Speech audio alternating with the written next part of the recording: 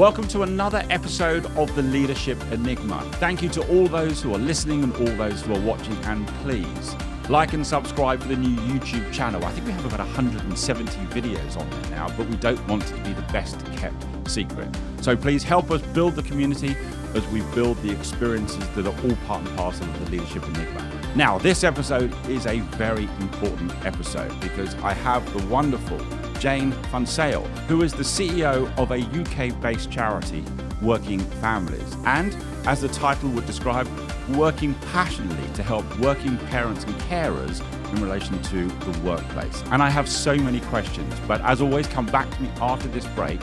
You don't want to miss this particular episode.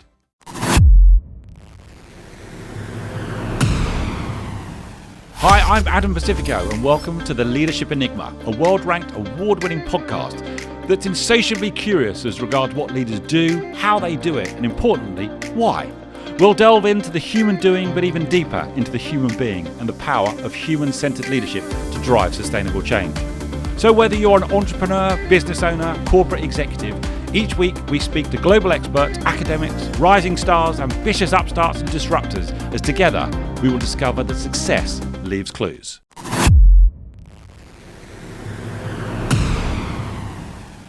Jane, it's a huge warm welcome to the Leadership Enigma. How are you? I'm very well, thanks, Adam. So, thanks so much for inviting me. It's a bit weird, isn't it, when I say come back to me after the break, but the reality is there is no break in the studio. So thank you for being patient with me and going with the flow. Listen, it's absolutely wonderful to have you here. It really is. I did a very quick introduction, but just help me understand the role that you have at the moment as the CEO of Working Families. So we're a charity. We're a UK-based charity. Yep. And we exist to remove the barriers that working parents and carers face in the workplace. So that's our mission. Yes. And we do that in various ways, 3 ways predominantly. We have a free legal advice line, which empowers working parents and carers to understand and use their workplace rights. And the people who contact us want to keep their jobs. They're not silly. They understand the power dynamics. They don't want to sue their employers. We also work with employers to help them build, create and sustain flexible and family-friendly workplaces. And we use those 2 views, what we know is possible in the world of work from the amazing employers we work with, what we know is not working from what we hear on our helpline, to push for practical, positive policy change. And I'm going to dig into those a little bit more, but I want to go to your personal story as well, because there's always, and we had this chat very briefly, there's always the human being behind the human doing. But when we talk about policy, let me just leapfrog slightly, because you are actually invited, aren't you, to assist the government in relation to policy. Yes. Tell us a little bit about that, about your involvement at that level. So a number of years ago, the Department of Business and Trade, as they are now, but they used to be the Department of Business, Energy and Industrial Strategy. Things changed. Yes, exactly. So they put together a flexible working task force. And this was to help them understand what was possible around flexible working and how they could influence business, particularly, to work more flexibly. And there were a large number of organisations, so the CIPD, ACAS, ourselves, other charities, the TUC. And so we've been working with them since 2018. And as a result of that, a number of things have happened. So we worked with an MP called Yasmin Qureshi to bring forward her private members bill, which has changed flexible working regulations. So from the 6th of April, anyone who is an employee will be entitled to request flexible working from day 1 of employment. They'll be able to make that request 3 times in a year, and their employer will have to have some kind of conversation with them about whether or not that's possible.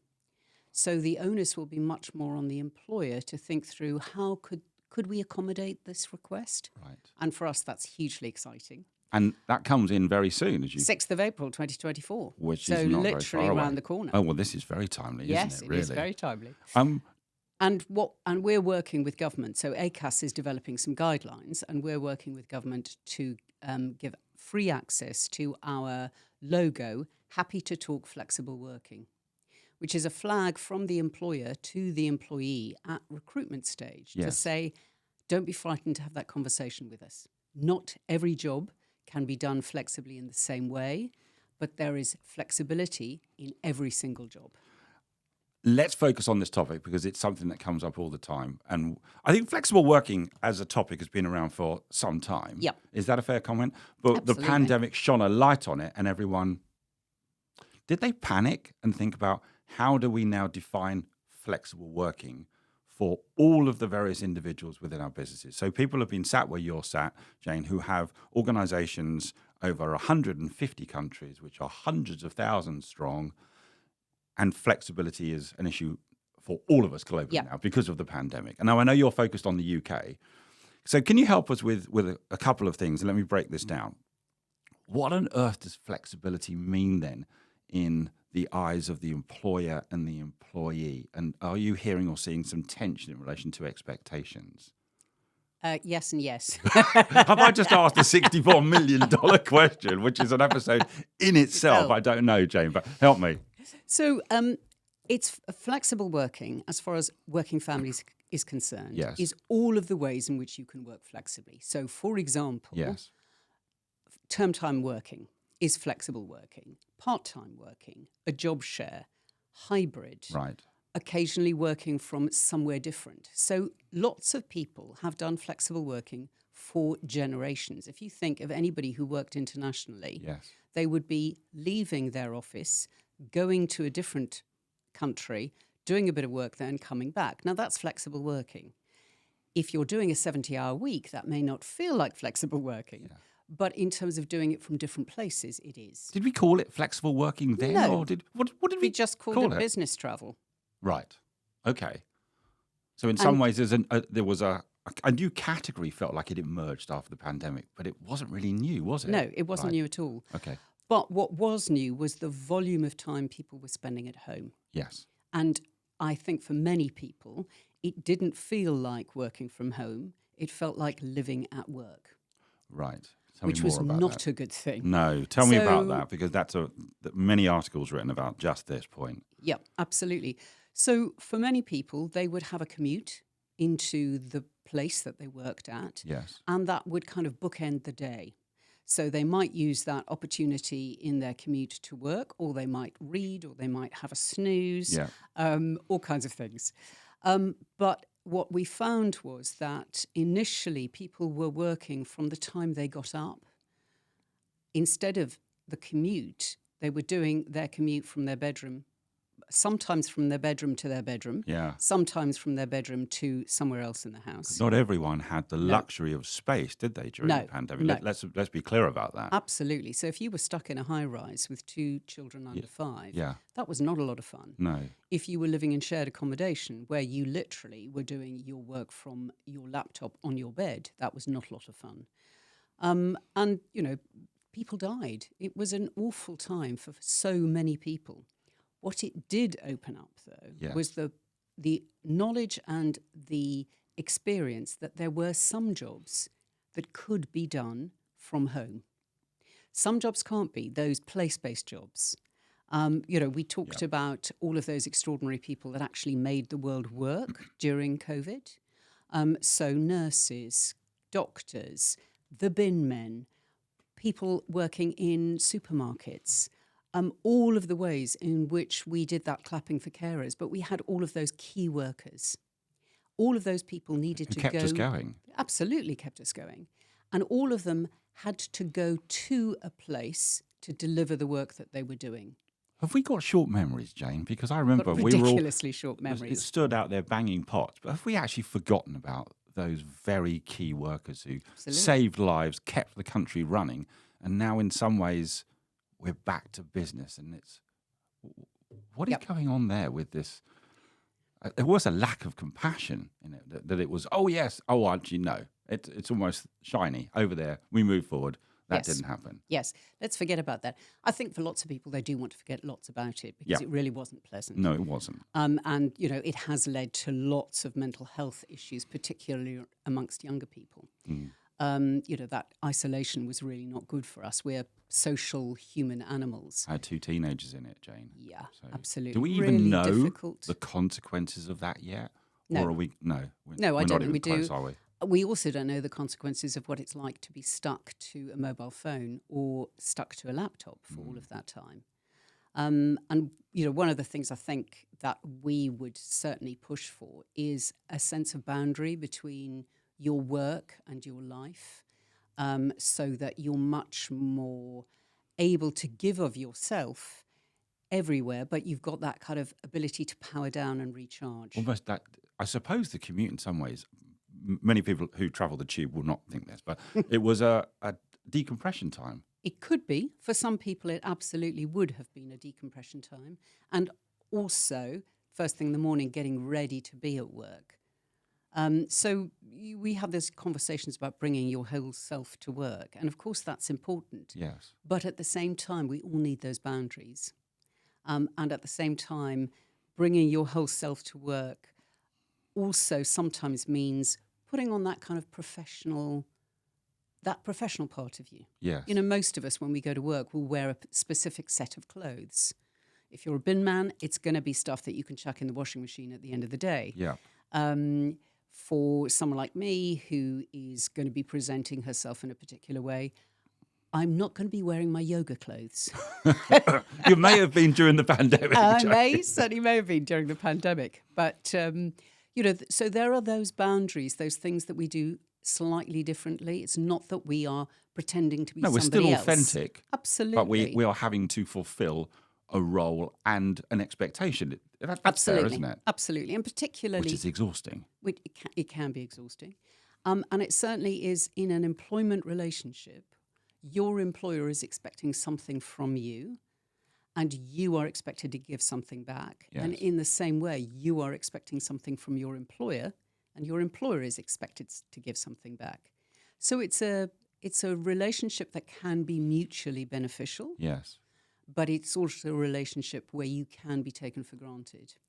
Did we also see in the pandemic that the pendulum swung, or the power swung to the employee a little bit more than the employer?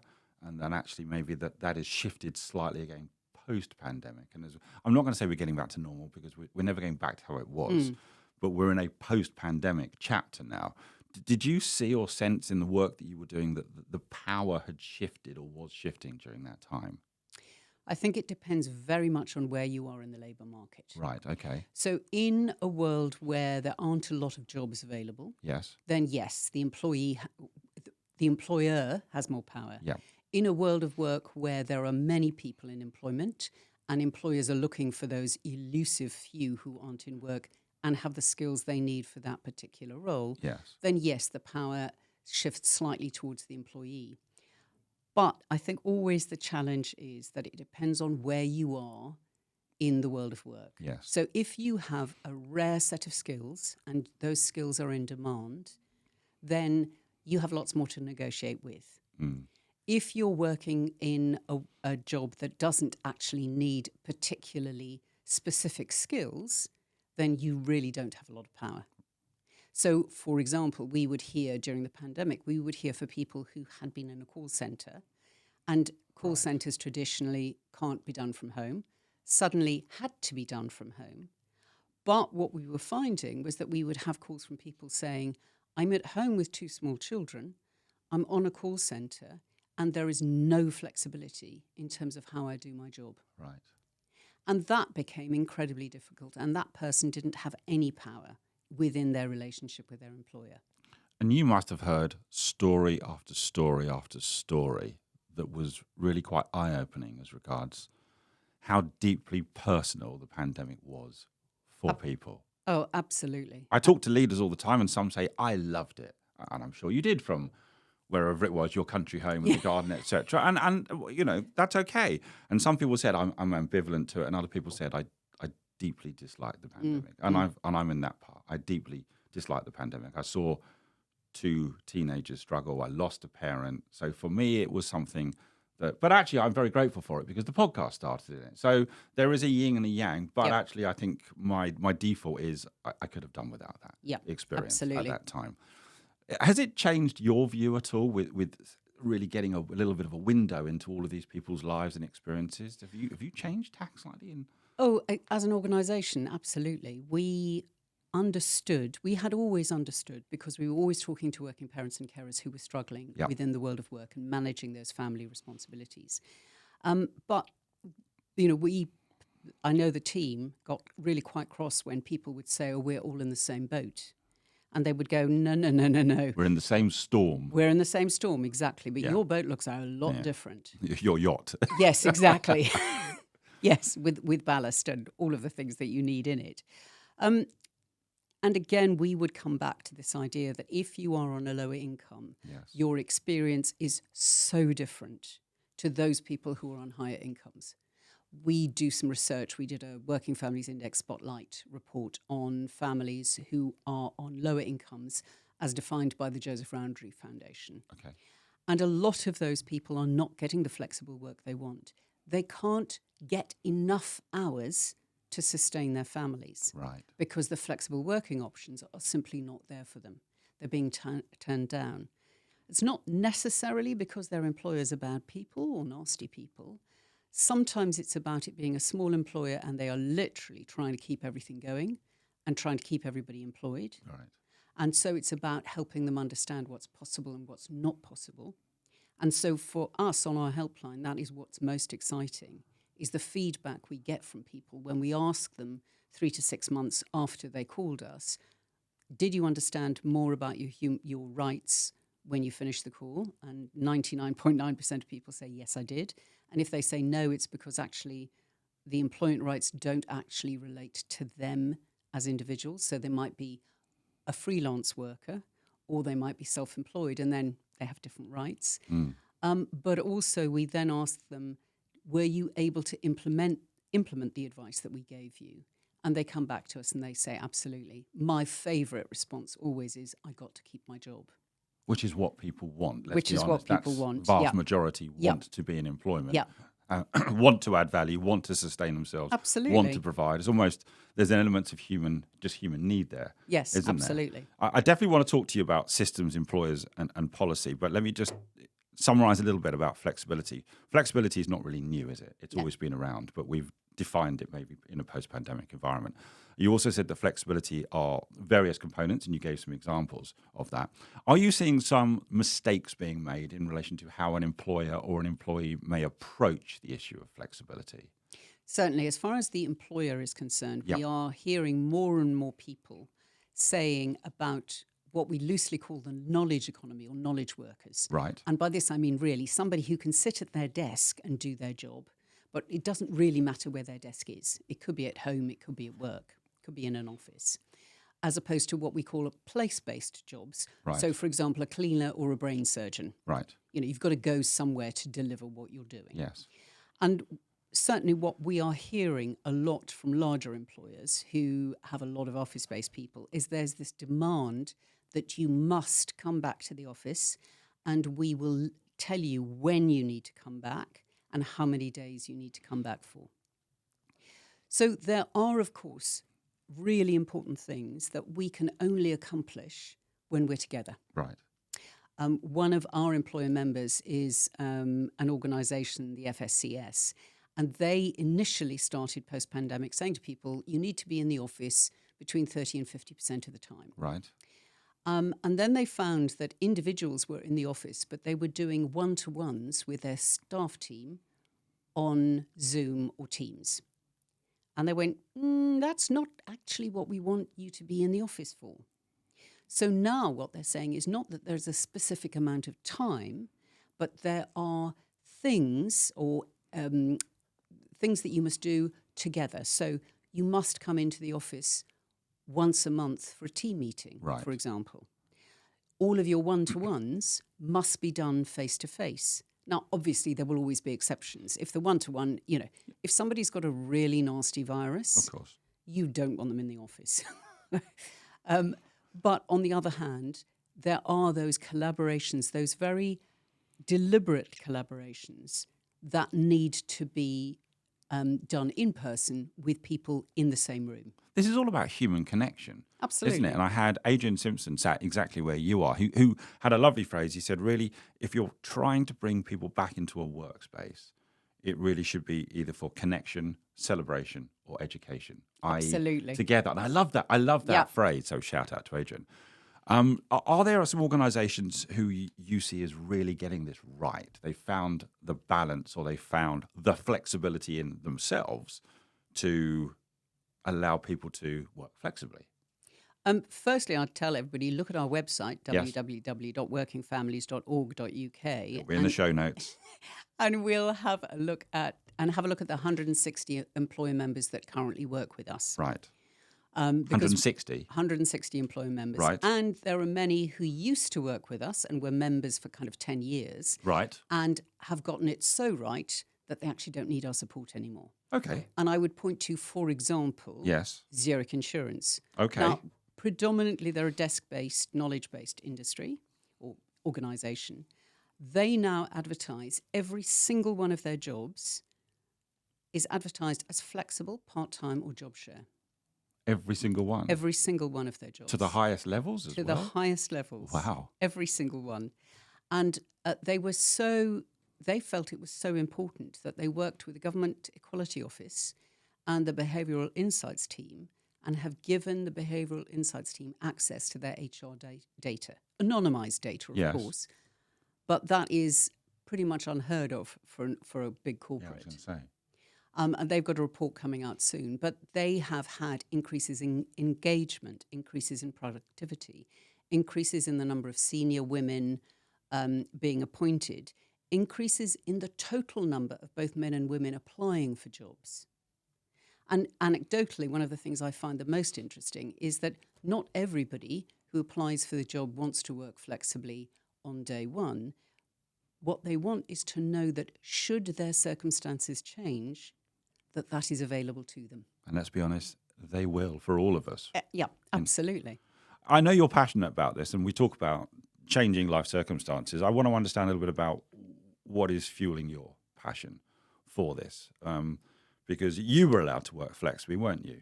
I absolutely was. Many moons. Tell us a little bit about this story, because maybe this is it's the trial lawyer in me, Jay, and it's the evidence in relation to what is fueling the work that you do and the passion that you have. So tell us a little bit about that. So in very, very early on in my career, I worked in South Africa, and I worked for an insurance company, and I lived about an hour and a half's drive from the office where I was working. Right. Brilliant. Went out into the countryside after work, drove in the morning. And then my father got very ill, and he and I had a very dodgy relationship for many years post my parents' divorce. And one of my father's friends called me and said, "Jane, your father's in hospital. I really think you should go and see him." And with great reluctance, I went to see my father. Mm-hmm. And I could tell from my father's expression that it was incredibly important to him that I was there. How old were you at this point? I was in my mid-20s, and my early to mid-20s. And the hospital that my father was in was about 10 minutes away from my office. Right. And, in the 80s, going in to visit people in hospital, there were many more rules around when you could and when you couldn't. Okay. And my then boss allowed me to work flexibly. And so for a number of months, I was visiting my father every day, somewhere between 12 and 3 in the afternoon, for a significant period of time. Right. That was my first experience of flexible working. And as a result, it transformed my relationship with my father. Wow. And that was just such a gift. My father died 18 months later, but by the time he died, we had developed a really close, loving relationship. And, he put some effort into that. Let's be clear. Sure. It was my dad putting the effort in. But it wouldn't have been as easy if I hadn't had that opportunity gifted to me by my then boss, who was a dad himself. Right. And wanted to support me to have that kind of relationship. There's a very human element to that, isn't there? It's almost the human experience of your boss has provided you an opportunity, which sounds like that's had a transforming absolutely nature transformative effect on my life. For you. Do you think that is very much fueling what you do now and absolutely. the work, the personal purpose that you have? Yes. I love working. I really do. I get so much from my job. I meet people that I would never have met in my kind of my small world. You know, we all have our little worlds. We do. Our little bubbles. Our little bubbles. I meet people that I would have never met through my little bubble. I get a lot of joy, some real interest, and also a view onto a world which isn't reflective of my privileged position. And I think that's incredibly important for all of us as human beings, is that we acknowledge that I'm lucky enough to be healthy. Yes. That is not the case for, the working parents and carers that call us are frequently caring for somebody who has appalling health, really bad health. So there are all of those kinds of things that just make you realize quite how, in some ways, how lucky you are. It reminds me because I lost my mother at the start of the pandemic, and in the years prior to that, actually, my father, who is still around, he's 93, see him tonight, was very much the carer for my mother. And I know how stressful that was for us to see the difficulties for both of them in that.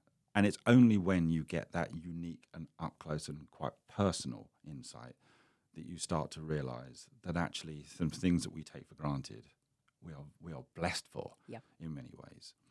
And your organization is wholly remote, isn't it? We are. So tell me a little bit about that. How why, and what does that feel like, and how does that fit into really the purpose that the organization has? We used to have an office. Yep. When I first started working for the charity, we had an office. How long ago was that? Well, I started working for the charity in 2018, so quite a while ago. Pre-pandemic. Pre-pandemic. So we had an office, Yeah. and I like being with people. I find that energizing. So I would go into the office every day. Almost everybody working for the charity at that point was working flexibly, but what that meant was either part-time or a couple of days at home. There was one team that was pretty much remote, but there was also one team that had to be in the office. Yeah. And then, of course, COVID hit. And we were spending £60,000 a year for the benefit of having 10 desks. Now, we also got the cleaning, the free coffee, the buildings insurance. So actually for us, it was a pretty good value for money. But it's still a lot of money for anyone. For a charity, and for a charity. £60,000. Yeah. And so we gave up that office.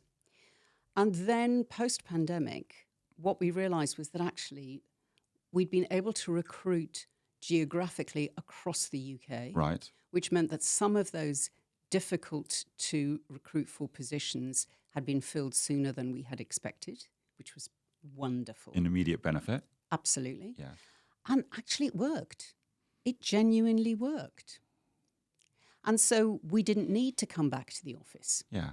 And so for that reason, we haven't. What we also do is we allow people to use shared working space if they need to. So one of my colleagues was working a 4-day week. Her husband was working a 4-day week. And on the day that her husband was home with their small person, Yes. she would go to a co-working space. Right. Of which there are many now, Of which there are many. All over. Absolutely. One of my colleagues was living in a flat with a flat share. And so again, would go and use a co-working space. Yeah. And the other joy for us is that once a month, we meet in person as a team. And that's 90% of the staff team will meet because people work part-time. Yeah. If it's not your working day, you're not expected to come. Right. If you have a crisis in care, so one of the team, we met yesterday, Yeah. but one of the team was online in a hybrid situation because her small person had tonsillitis. So in bed, asleep. I know what that feels like. Yeah. But for us, it's absolutely brilliant. It really, really works. But Jane, what does work mean to you then? It's not a place to go to. Right. It's a thing that I do. And like so many people who work in the charity sector, I'm fueled by passion. So in many ways, it doesn't actually feel like work. It just feels like a really fun activity.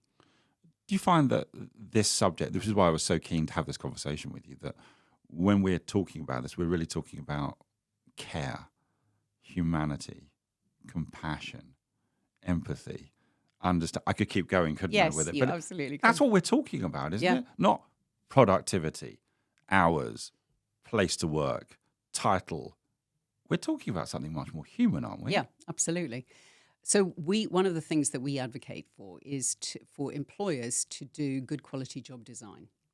So when you have a role that needs to be filled, Yep. where does it need to be done? How many hours does it need to get it done? In what manner do you want it done? And who do you want it done with? Right. So is this a team-based activity? Is it a solo activity?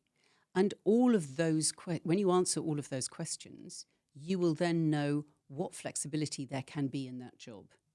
And one of the things that we say to employers is make sure the job is human-sized. Tell me what you mean by that. So if it's a 40-hour job... I'm writing that down already. If Human-sized. Go on. If it's a 40-hour job, Yep. can it be done in 40 hours? If you're advertising it as a part-time job, Yes. it's only 2 or 3 days. Is it actually that the person is working 5 days a week, but just trying to cram and getting paid for 3 days a week, but trying to cram everything in? So it's about that human-sized job and also looking at the outcomes. What is it that you want delivered? And focus on the delivery. Don't focus on whether or not they're in the office from 9 o'clock in the morning to 5 o'clock in the afternoon. Okay. You know, there's this idea that line managers think that people will be more productive in the office because the line manager can see them. Oh, this is an issue of trust, isn't it? Absolutely, it's an issue of trust. I can remember when I was first working, if there was nothing more to do at 3 o'clock in the afternoon, in the days pre-computer, you would get out... Which I remember, Jane. Yes, absolutely. You'd get out a manual and maybe have a magazine inside the manual and look like you were studying.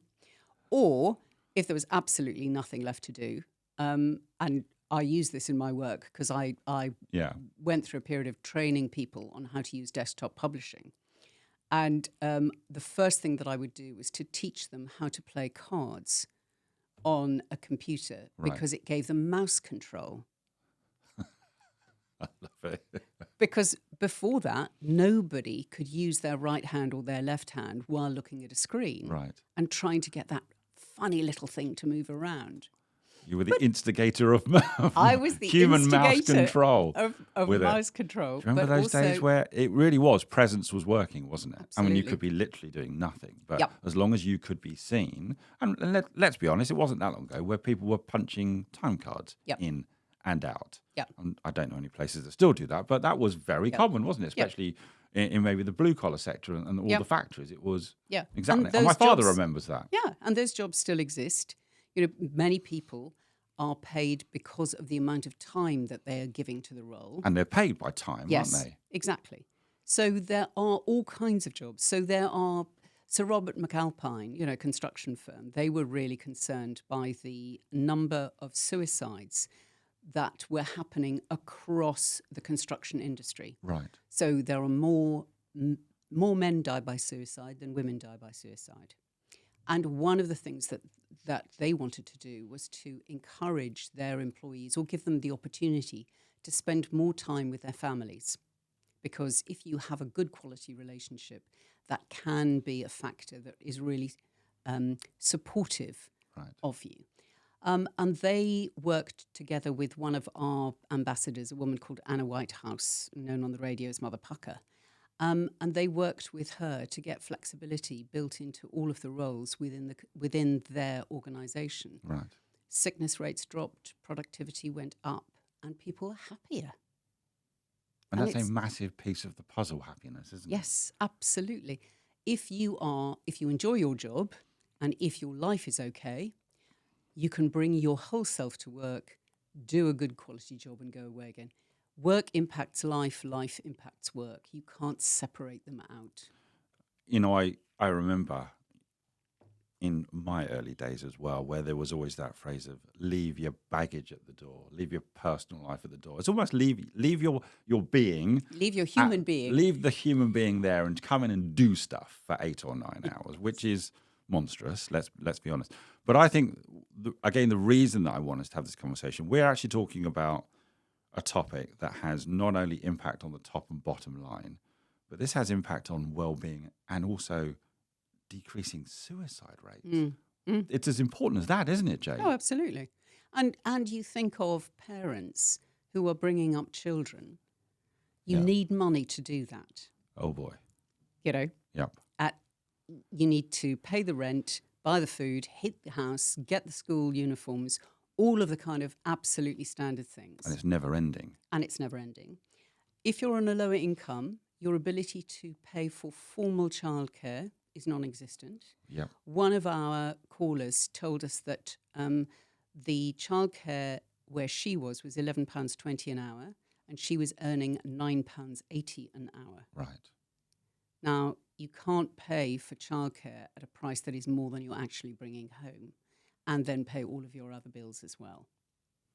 People having to make very tough choices. Very, very aren't they? tough choices. And 99.9% of parents want to be really good quality parents. They want their children to have a better life experience than they had. Yeah. They want their children to have as good a life experience as all of the other children they see around them. They're all, all parents are aspirational for their children. They want them to be happy and well and healthy. In a world that has gone slightly crazy. Exactly. Let's be honest. Yes. Every organisation, Jane, is going to be hiring working parents and carers. And that population has an enormous amount to offer, but perhaps challenges which may be either hidden or just simply not really understood.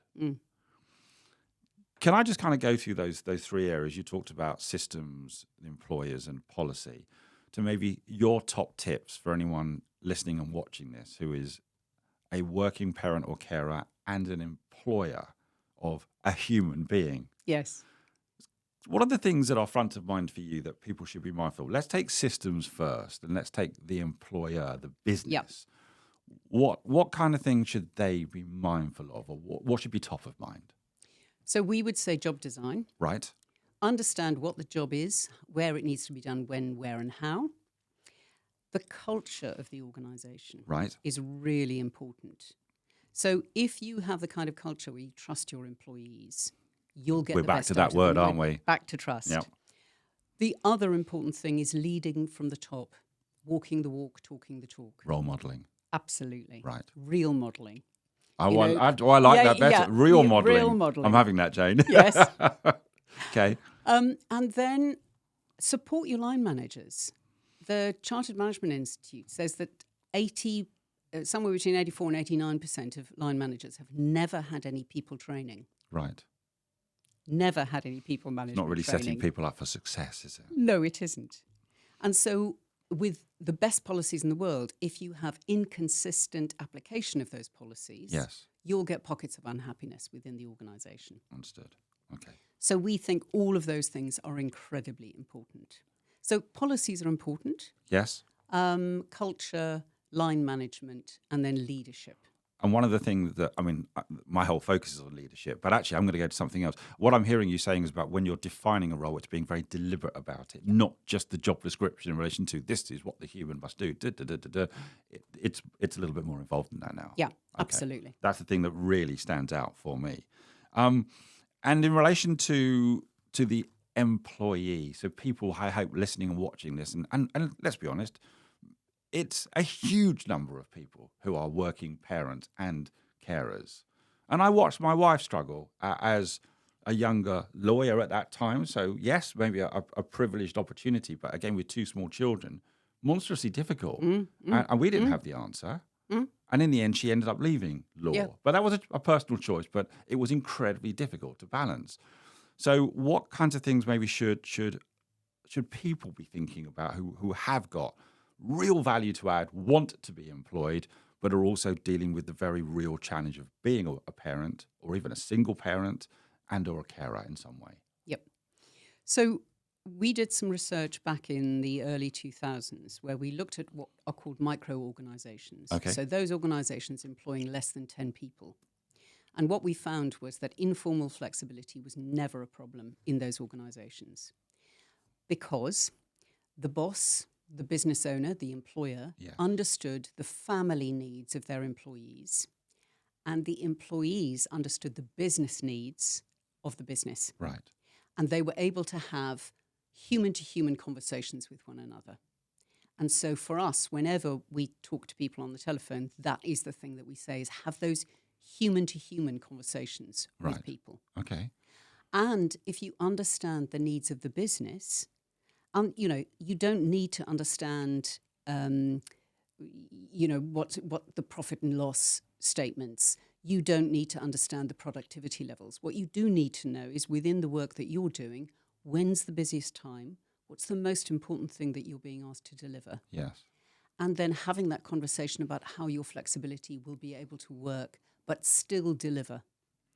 So this again comes back to the point. What I'm hearing here is it's just a more deliberate and better understanding of the requirements of the role from the individual's perspective and from the organisation's perspective. Yep. Is that a fair summary? Absolutely. Now, of course, that only works when you've got a reasonable employer and a reasonable employee. Yep. And there will always be breakdowns in relationship and breakdowns in communication. Okay. But mostly what we find is most employers are actually decent people and want to do the right thing. Well, most people, I don't meet many people who wake up and want to be evil, toxic and mischievous. Yes. If they're already out there, by all means come on the show and let's have a discussion.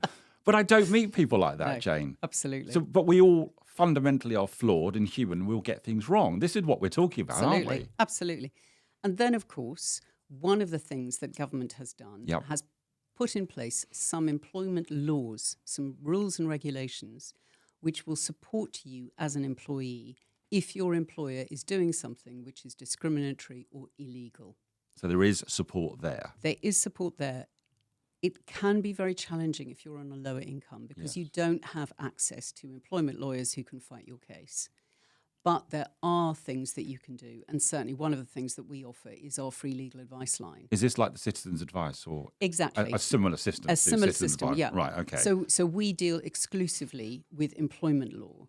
But we've got 200 plus advice pages on our website, which are free to use. And we have more than 1 million unique visitors to those advice pages every year, which means that people need that information. Right. But also means that it's written really well and is accessible to people. You're being a force for good, aren't you, Jane? Well, I hope I'm being a small force for good, but I must say the charity and the extraordinary team that I work with, they are the ones that are being a force for good. They're the ones who are going out and supporting the employers to get these good, flexible, family-friendly workplaces. They're the ones on the phone and writing the advice pages and talking to people who are not having that good quality experience. Here we are in 2024, and there's always something going on, and there's always challenge. And we're saying now that perhaps at the moment is one of the most difficult times for anyone to lead. And as a CEO, Jane, you simply can't have all of the answers to some of the very big fundamental questions that you have to have answers to. Is that? Can I say that? And I'm going to say that to every CEO that comes and sits in the studio. And if you think you've got the answers to all of the questions, you're getting it wrong. Yeah, well, I think that's fair comment. It really is. What is the direction of travel then for this going forward? Or what is the aspiration for employers and employees starting to understand the new way of working? For me, trust is such an important part of that. We're going to keep coming back to that, We're aren't going we? to keep on coming back to trust. You absolutely get the best from your team if you trust them to deliver the job. At the same time, you need to be clear about what that delivery outcome is, so that they are not working all hours and delivering something that you're going to go, oh, no, that's not what I wanted. Well, that's completely unfair. Yeah. So it's about being clear about what your mission is, what your vision is, what you're there to do as an organization, and then communicating that really clearly, listening, and I think we all fail at that every now and again. I know I do. But trusting people. We're all work in progress. Yeah, exactly. Yes, exactly. But trusting people to deliver. And supporting people to get the best out of themselves. Yeah. We've only really scratched the surface, and I want to understand, how do people get in touch, or what are the URLs that we can provide so people can see the 160 companies that you spoke about, the advice and guidance, or even the phone numbers that they can utilise? What's the best way, Jane? The best way is to go onto our website, which is www.workingfamilies.org.uk. And there we will have various pieces of information. So the first thing is our advice to parents and carers. You can find out how to fill in our form to get individual advice, how to telephone us, and also how to email us. And there are lots of things that you can download. For example, we get 10,000 downloads a month of how to request flexible working. Okay. Wow. There is definitely a need, isn't there? There is definitely a need. We also have all of our advice for employers. And for smaller employers, we have some free advice on the website, which is always good. Okay. Anything free is very nice to have. And then we've got a deep dive into our policy calls. What are the things that we will never stop campaigning for? So, for example, at the moment, in law, fathers get 2 weeks of paternity leave paid at what will be £178 a week. Right. We don't think that's enough. But we do think you need to change these things over time. We'd like a slightly faster pace to the change, but we're never going to get to a situation where women are going to be closing the gender pay gap unless fathers and men are also doing caring responsibilities. And we know it happens, and dads are great and they are wonderful allies, but they also need to have that support from government to be able to take that time. Is there a standout proud moment for you in the work that you've done? Is there something that's happened or you've helped to happen where you thought, that's a big win? So for us, we were really delighted this year. Yes. There were a number of private members' bills that went through, and we worked with a number of other charities to get these through. So Carers UK are very proud to say that there is now going to be 5 days of unpaid leave that you can take as a carer throughout the year. Right. So if care breaks down and, you need to take half a day, you have to jump in. Right. You've got 5 days that you can take without being fired. We worked with Bliss on the neonatal leave and pay bill. If you have a baby early, the amount of time that you need to spend at hospital and everything that involves can be really challenging. So there's some new legislation around that. Right. And for us as an organisation, it was working with Yasmin Qureshi on the private members bill, which changes the flexible working regulations. These are the ones that are coming in from the 6th of April. Well, I think that's called impact, isn't it? That'll keep you going, Jane, if nothing else. Listen, it's been an absolute delight to talk to you. I'm so grateful for you taking the time to come into the studio. Have you enjoyed the conversation? I've loved the conversation. I do like a good chat. And it's always easier in person, even though we've talked about flexible working and hybrid. But it's lovely to see you in the studio. Thank you so much indeed. Thanks very much, Adam. I've thoroughly enjoyed myself. Thank you.